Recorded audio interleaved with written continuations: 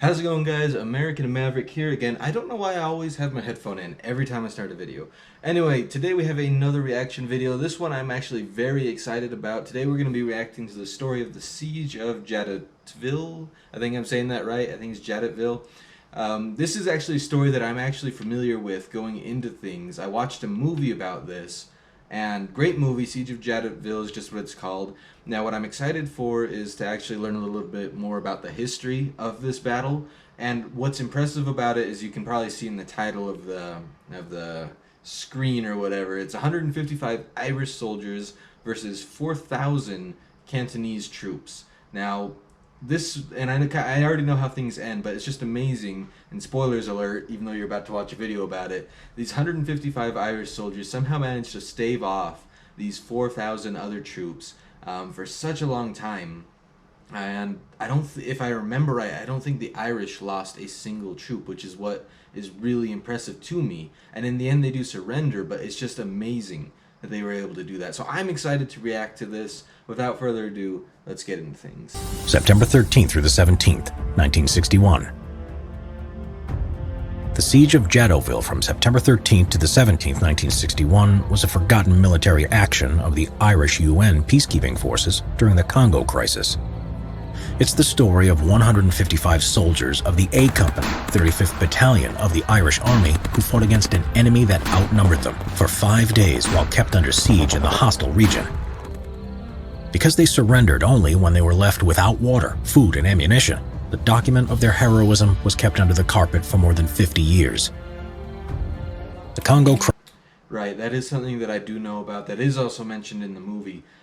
It's terrible what happened to these guys because, and I'm sure they'll go into a little more detail later on in the video, these guys fought so hard and they only surrendered when they absolutely had to, and they were still kind of ignored, they were forgotten, they were even ridiculed, called cowards, and that's wrong to me, and I can't really believe that that happened. And of course that's not uncommon in history. You look through a lot of soldiers, they do amazing things and they end up getting the bad end of the stick by public opinion. And so that's just sad that that happened. Crisis began in 1960, the same year when the country declared independence after almost a century-long Belgian rule. After only a few months, the central government lost control over the country as Katanga, led by Prime Minister Moise Tshombe, declared its independence, later followed by Kasai, Oriental Province, and Leopoldville. Katanga was of greater importance to the future of the Congo, as it was the wealthiest portion of the country due to its huge mining resources. Without the capacity to deal with secessionists and the Belgian army that still had not left the country, the government of the Republic of the Congo, led by President Kasavubu and Prime Minister Lumumba, called the United Nations for help. In July 1960, the United Nations Operation in the Congo, or ONUC, was formed. UN peacekeeping forces from Africa, Asia, and Europe were deployed across the entire country with a task to monitor the withdrawal of Belgian troops and protect the civilian population. The Irish contingent, along with the Swedish and Indian soldiers, were sent to the disputed region of Katanga. The UN headquarters was established at the province's capital, Elizabethville. HQ deployed a detached unit to the 80-mile-away distant town of Jadotville with the task of protecting the local Belgian population.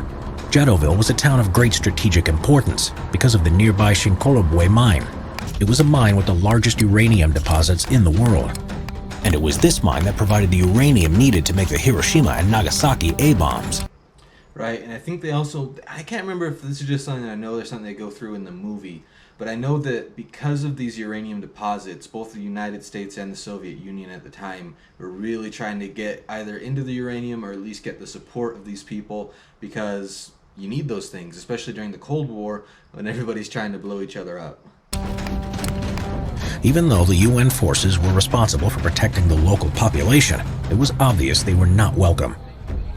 Neither natives nor Belgians who supported Katanga secessionists looked with favor on the UN base in the town. The commander of A Company, 35th Battalion of the Irish Army stationed in Jadotville, Commandant Pat Quinlan, was very well aware of the situation. As a measure of precaution, he ordered his men to build a defensive perimeter around the entire base. They were told to dig deep trenches, stockpile water, and carry their guns at all times. The following days would show how good this preparation was. On September 13, 1961, ONUC launched an offensive named Operation Morthor against the forces of the state of Katanga. Now, real quick, something just popped into my head, and correct me if you know about this and you're watching this video, and I either get something wrong or I don't get something completely right. Let me know in the comments. But if I'm remembering right, the commandant, he had never actually been in battle before. I don't think any of the soldiers there had. And again, I might be wrong on that. If I am, correct me. But that is impressive, his level of kind of preparation, even though he himself had never been in combat. That is impressive for a leader. This action meant that the UN directly sided with the Central Congo government. The Katangese response was immediate, as if they knew about the UN offensive before it happened. What was to be a quick offensive lasting 2 hours to resolve the secession once and for all, in fact lasted from September 13th to the 21st, and was the moment in which a peacekeeping mission turned into a war between the UN and the Katanga. On the same day at 7:40 a.m., while almost all Irish soldiers were attending Mass, Katanga Gendarmerie attacked the Jadotville base. Luckily for the Irish soldiers, they were noticed by Private Billy Reddy, who was on guard duty that morning.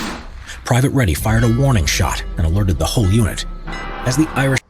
Right, now with that bell, and again, sorry I'm stopping so much. All I really got is from the movie, but it's really neat. He actually ends up shooting a bell tower. I don't know if that's true or not, like if that actually happened. If it is, that's amazing. Soldiers in the base were ordered to always carry their weapons. They manned their positions instantly.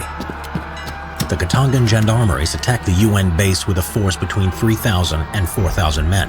The majority of them were inexperienced soldiers from the local Luba tribe, but there were also a lot of Belgian settlers and battle-hardened mercenaries from France, Belgium, and Rhodesia. They were armed with a wide spectrum of various light weapons and supported with 81mm mortars and French 75mm MLE 1897 field guns. They even had air support from a modified Fuga Magister training jet. The jet had machine guns added as well as underwing bombs, which proved crucial in the assault on the Irish peacekeepers. Katangese forces were financed by the Anglo-Belgian mining cartel Union Minière de Haute-Katanga, a covert international company that was responsible for supplying most of the world's copper, cobalt, and uranium. The base was defended by almost 160 Irish soldiers armed only with light weapons. The majority of soldiers were armed with FN FAL self-loading rifles and British Lee Enfield No. 4 rifles. They were also armed with a few Bren light machine guns, Swedish Carl Gustav light machine guns, and Vickers machine guns. The support platoon was armed with 60mm mortars. The Irish, however, had the advantage of the supreme commanding ability of Major Quinlan. The way he led his men through 5 days of the siege was nothing less than ingenious. When the assault began, the Irish soldiers' alertness and defensive perimeter enabled them to repel the first attacking wave with ease. The first attack was followed by a few hours of silence, after which a new wave followed along with bombardment with mortars and field guns. Once again, the well-entrenched Irishmen managed to withstand the attack with only a few soldiers wounded. What Major Quinlan realized on the first day was that his perimeter was too wide. Under the cover of night, he withdrew his men inwards to a new position where they dug new trenches. The new position allowed the Irish to hold a better defense. Right, so that is actually, again, really impressive. That, and again, I am basing this all off of the thought that he has never actually been in combat, that he was able to kind of learn from his mistakes and actually fix things. That is very impressive to me. Alright, and we're back. Sorry about that quick break there. Actually, it's kind of quick for you guys. For me, it's actually been an entire day since that little break right there, I had some things pop up that I had to get done. But we're back. Let's just continue on like nothing happened, like a full day hasn't passed. Better defense, especially because it was elevated and allowed them a complete overview of their surroundings. The following morning started with a new barrage, but on the previously abandoned trenches. That same day, the attackers called in the air support. When the enemy Fuga Magister flew over the base, the Irish soldiers thought it was a UN plane. Moments later, the jet started bombing the Irish positions, destroying their vehicles and preventing them from making a retreat. Attack after attack in waves followed. Even though the Katangese gendarmes managed to get closer to the perimeter, the Irish managed to repel every single attack, inflicting heavy casualties on their enemy. The Irish mortars also managed to silence the Katangan artillery. As their strength severely diminished, The Katangans asked for a ceasefire. Major Quinlan agreed, as he too wanted to buy some time and allow UN reinforcements to arrive.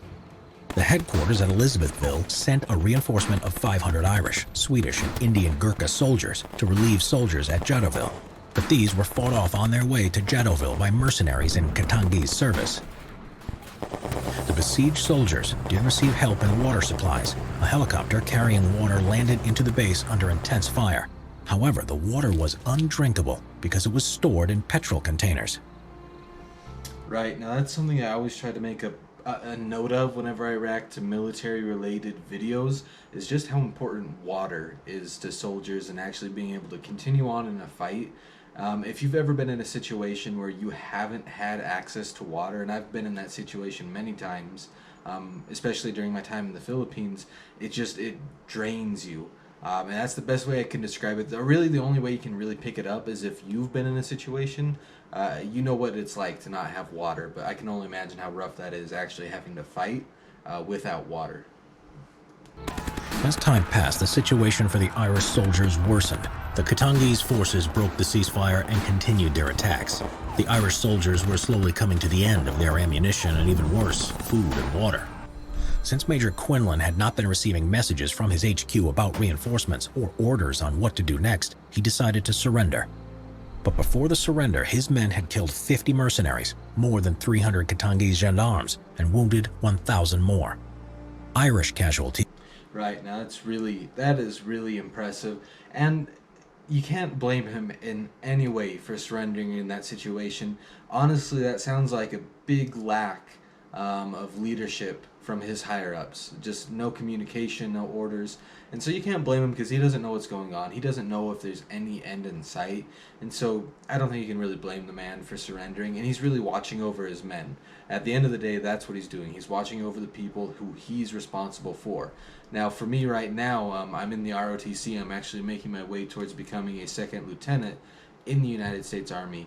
And that's something that's kind of drilled into our heads, that we are responsible for the lives of the men that we're over. And so I think he was really just watching out for his men there. These were totaled at only 5 wounded soldiers. After 5 days of combat, they simply had no more capacity to continue the fight.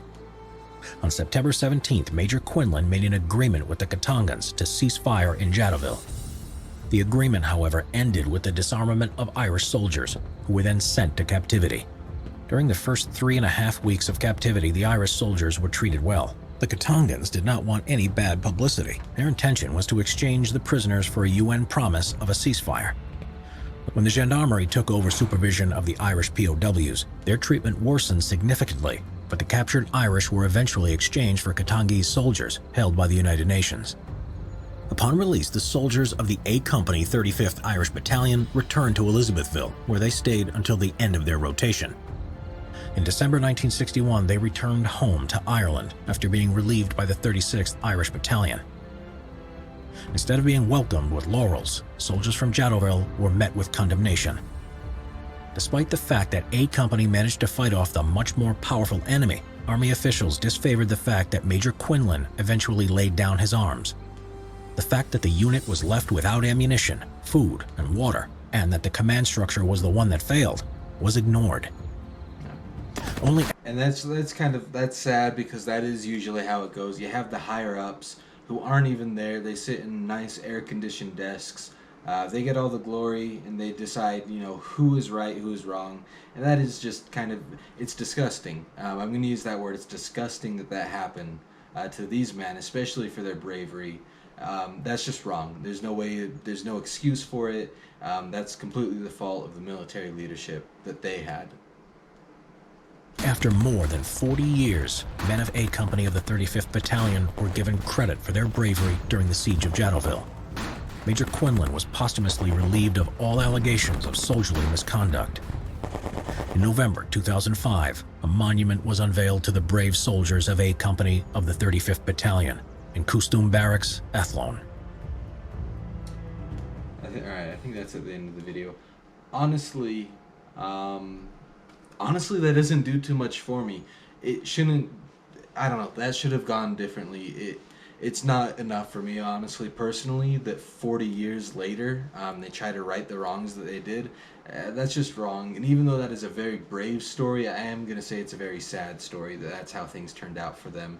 But anyway, I hope you guys enjoy this video. Again, sorry about that very weird cut. I didn't want to restart the video completely, so I just kind of started off from where I left off. Also, I'm recording now. I bought a GoPro. I shouldn't say I bought it. I got it for my birthday. It was my birthday like a week ago.